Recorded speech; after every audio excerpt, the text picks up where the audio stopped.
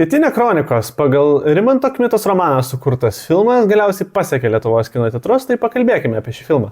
Iškart galiu pasakyti, kad filmas man labai patiko ir tai tikrai nėra tas geras kaip lietuviškas, o tiesiog geras filmas. Filmas pasakoja apie Šiaulių pietinę rajone 90-aisiais gyvenančius ir visokius versliukus sukančius abiturientus, kurie ne tik ruošiasi mokyklos pabaigtuvėm, bet tuo pačiu ir atranda naujus gyvenime dalykus. Bet veiksmas daugiausiai sukasi apie pagrindinį personažą Rimantą, kurio didžiausia gyvenimo aistra yra regbis. Pamažu jis pradeda suprasti, kad be panosės nebus rimtas bachūras, todėl pradeda po truputį judėti ir stengtis dėl vienos jam patikusios merginos. Taip pat viso filmo metu jį lydi geriausias draugas Mindė ir dar keli kiti personažai, apie kuriuos aš nenoriu per daug kalbėti, kad neatskleičiau viso filmo siužeto. Galiu tik patvirtinti, kad filmas tikrai nukelia į 90-uosius, visos šukuosenos, garderobas, makiažas, absoliučiai visi įvykiai, garso takelis, muzika, dainos, viskas yra nukelta į tuos laikus. Ir tuo pačiu įtraukta daug archyvinių kadrų, kuriuose yra įmontuojami mūsų pagrindiniai personažai. Ir pats filmas nufilmuotas labai įdomiai, nes viskas atrodo lyg žiūrėtum per vaizdajuostę ir tai suteikia savotiško šarmo taip pat. Bene didžiausias filmo privalumas yra tai, kad visa istorija yra pastatyta ant jaunų, dar tikrai šviežių ir labai talentingų aktorių, kurie nepriekaištingai sukuria savo personažus ir atrodo labai natūraliai.